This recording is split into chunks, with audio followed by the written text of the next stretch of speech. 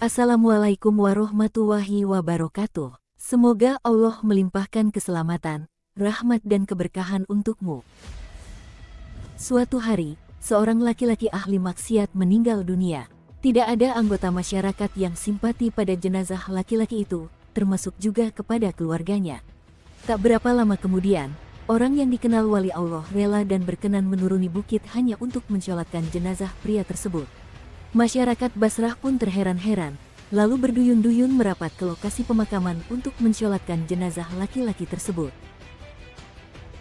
Sebelum saya lanjutkan, bantu like, subscribe, komen, dan share video ini ya saudaraku, demi untuk keberlangsungan channel Islam terpopuler. Terima kasih.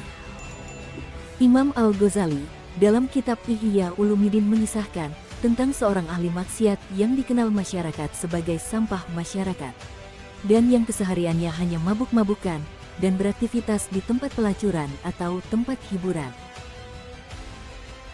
Suatu hari, seorang laki-laki ahli maksiat meninggal dunia. Tidak ada anggota masyarakat yang simpati pada jenazah laki-laki tersebut, termasuk juga kepada keluarganya. Istri almarhum sendiri tidak menemukan anggota masyarakat yang berkenan membantunya untuk memikul jenazah suaminya.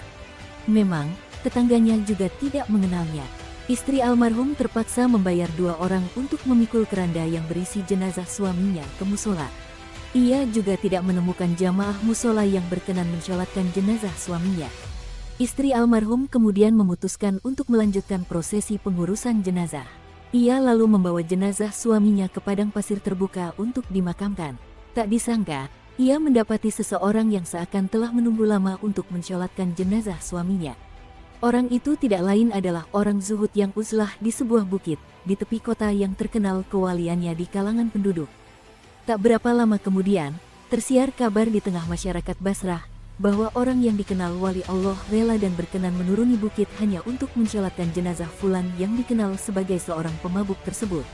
Masyarakat Basrah pun sambil terheran-heran, lalu berduyun-duyun merapat ke lokasi pemakaman.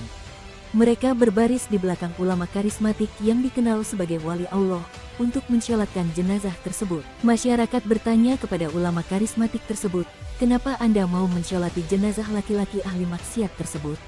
Wali Allah tersebut menjawab, "Dalam mimpi aku mendengar suara langit. Turunlah, temui jenazah fulan. Kamu akan melihat jenazah yang tidak diiringi siapapun kecuali istrinya. Solatkanlah jenazahnya, karena sesungguhnya ia telah diampuni." Mendengar jawaban ulama tersebut, masyarakat Basrah makin takjub dan heran. Sedangkan ulama ini juga belum mengerti persis alasan Allah mengampuni jenazah laki-laki ahli maksiat tersebut. Lalu, ulama tersebut pun memanggil istri almarhum untuk menggali keterangan perihal apa yang diamalkan oleh almarhum suaminya. Istri almarhum pun memulai ceritanya bahwa suaminya semasa hidupnya sebagaimana dikenal oleh masyarakat Basrah, yang sepanjang hari menghabiskan waktunya di tempat hiburan dan mabuk minuman. "Coba kamu perhatikan, kebaikan kecil apa yang pernah dilakukan almarhum suamimu?" tanya ulama tersebut. "Baik, ada 3 hal yang kuingat," jawab istri almarhum. Pertama, setiap kali sadar dari mabuknya, saat waktu subuh tiba, almarhum segera mengganti pakaian, berwudu, lalu bergegas menuju masjid untuk sholat subuh berjamaah. Selesai sholat subuh berjamaah, almarhum kembali ke tempat hiburan langganannya dan tenggelam dalam dosa. Kedua, rumah almarhum tidak pernah sepi dari 1 atau 2 anak yatim yang disantuninya. Bahkan, tidak jarang kebaikan almarhum terhadap anak-anak yatim tersebut melebihi kebaikannya terhadap anaknya sendiri. Ketiga, tidak jarang almarhum sadar di tengah mabuknya pada gelap malam, lalu menangis dengan penyesalan dan bermunajat, "Wahai Tuhan pemilik sudut-sudut neraka jahanam, apakah Engkau akan memenuhi sudut-sudut jahanam itu dengan raga yang hina ini?" Mendengar keterangan istri almarhum, ulama itu berpaling menunggu pemakaman selesai, sebelum kembali lagi ke atas bukit. Keterangan istri almarhum menghilangkan keheranan yang sebelumnya hinggap pada dirinya dan masyarakat kota Basrah. Kisah ini memberikan pelajaran kepada kita, agar tidak memandang hitam putih seseorang di masyarakat, dan tidak meremehkan kebaikan sekecil apapun yang diajarkan dalam agama Islam.